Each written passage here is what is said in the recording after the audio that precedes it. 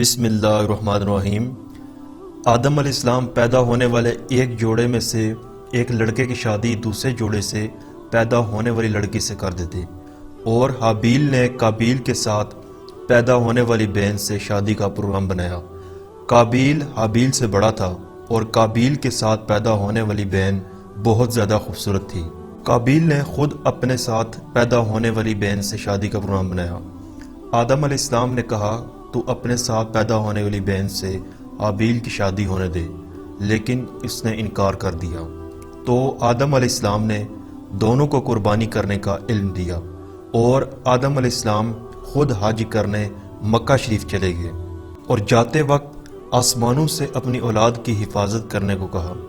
انہوں نے اس بات سے انکار کر دیا۔ زمینوں اور پہاڑوں کو کہا، وہ بھی انکاری ہو گئے، اور قابیل نے ان کی حفاظت کی ذمہ داری قبول کر لی۔ حابیل اور قابیل نے اپنی اپنی قربانی پیش کی۔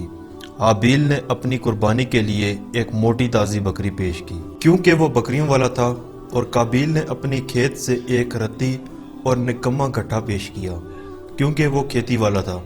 آسمان سے آگ اتری اور حابیل کی قربانی کھا گئی اور قابیل کی قربانی کو چھوڑ گئی۔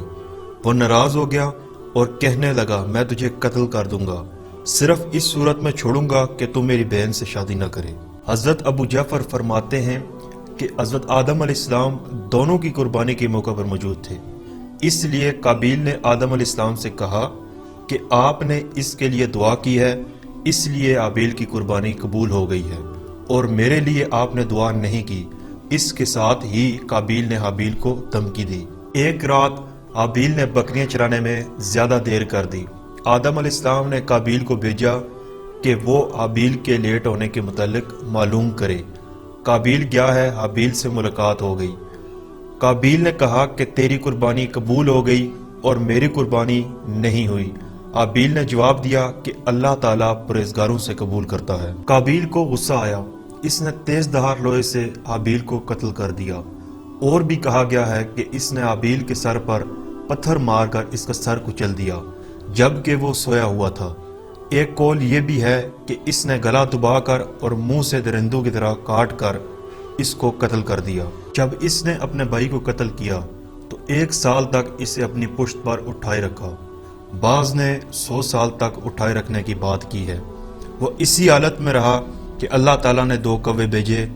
سدی نے اپنی سند سے صحابہ سے روایت کی ہے کہ وہ دونوں کوے آپس میں بھائی تھے، وہ آپس میں لڑے، ان میں سے ایک نے دوسرے کو مار دیا، پھر زمین کریت کر اس کوے کو زمین میں پھینکا اور اسے چھپا دیا۔ جب قابیل نے یہ حالت دیکھی تو اس نے بھی ایسے ہی کیا اور اپنے بھائی کو زمین میں دفن کر دیا، اور کہا کہ ہائے افسوس، میں عاجز آ گیا کہ اس کوے کی طرح ہو جاتا اور اپنے بھائی کی لاش کو چھپاتا۔ جب قابیل نے اپنے بھائی کو قتل کیا تو جلدی اس کو سزا مل گئی۔ اس کی پنڈلی ران کے ساتھ چپک گئی اور اس کا چہرہ سورج کی طرف رہتا تھا، اس کے گھومنے کے ساتھ گھومتا رہتا۔ اپنے بھائی کے ساتھ اس کے بغض و عداوت اور حسد کی وجہ سے سزا مل گئی۔